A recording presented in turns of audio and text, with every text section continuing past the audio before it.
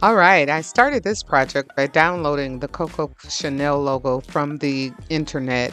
I would like to add a disclaimer right here that this is not for sale. This is just a project that I am using for tutorial basis. I also downloaded a leather quilt fabric design for the background. Once I had my project loaded and everything into my Silhouette Design Studio, I created the C's by adding some offsets to them and changing the colors so that I could have the design the way that I wanted. I then set that aside and I made my quilted fabric a PNG piece of paper. Now, if you want to see how I did this full tutorial, there is an hour long design step by step that I did a live on, and I'll leave a link there. Once I printed the design out and had it all set to cut on a 8.5 by 11 piece of paper, this is what it looked like. I then put it inside of the Silhouette and cut each of the print and cut designs out on paper.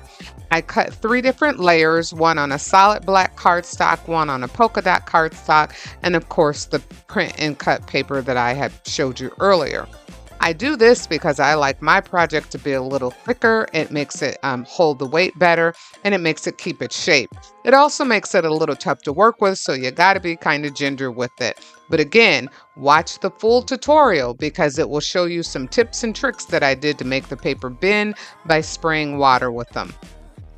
Once I had all of my pieces cut out, I started assembling them with the glue. Just be careful not to have too much glue squeeze out or glue on your hands because it will get on the front of your project and you absolutely don't want that. If you are watching this video and you're still here, please consider subscribing and joining me on Sundays at 1 p.m. Every Sunday we go live and we create projects together. You know, I'm a glam girl, so it's a lot of glam things that you will see on this channel, but I like arts and crafts, period, so I am subject to show you any and everything. I hate to put myself in a box. Once I had all of my pieces glued together, then it became time to assemble our entire project. Now, these small pieces are fun, so just make sure that you don't have glue like I did there and had to try to make sure that the glue was removed. I then came in with my larger pizzas once I dry fit them to make sure that they would work, and I glued them together. I started with the bottom first and I worked my way up, making sure that I used my spatula to make sure the glue was spread out on the entire project. Again, I used the spatula to make sure that everything had connection with the glue, and then I also folded on my score lines to make sure that the project would fit the lines, would fold and fit the project properly. In areas where I saw that I didn't quite get it lined up good, I trimmed those edges off because it will be important later. I don't want that to show on the sides of my project.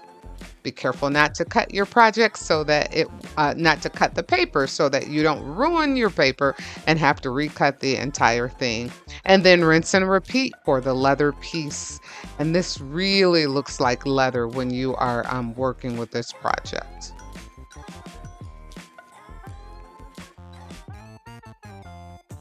Again, I'd just like to remind you to subscribe right now and give me a thumbs up if you're still here watching. Once I had all 3 pieces of the body of the purse together, I then glued it shut so that we could make it actually look like a purse. And this is where I bought in my bone folder to help press down the pieces because like I said, when you add 3 layers, it makes it really stiff. It makes it really sturdy. It's great for when you're adding candy to it, but getting it to fold and put together becomes a little more challenging. Stick with it though, you can do it. I then put my C's onto the front of the purse and the little clasp area, trying to use my tweezers wherever I could so I didn't get glue on my fingers, thereby ruining my project. And this is what it looked like. So I just finished assembling everything together. And there I did get some glue, so I had to use my glue eraser to take that off. Once I had everything complete, I then decided to come in with a Deco Art gold pen and trim around the edges because it just added the finishing touch to it. It made it look so pretty. And here is how she turned out. Isn't she gorgeous? I absolutely love it. And it is perfect little gift, little table favor for treats inside. I hope you guys enjoyed this video. Again, if you want to see the full length tutorial, please look at my channel. I'll have a link below and you can watch that full tutorial.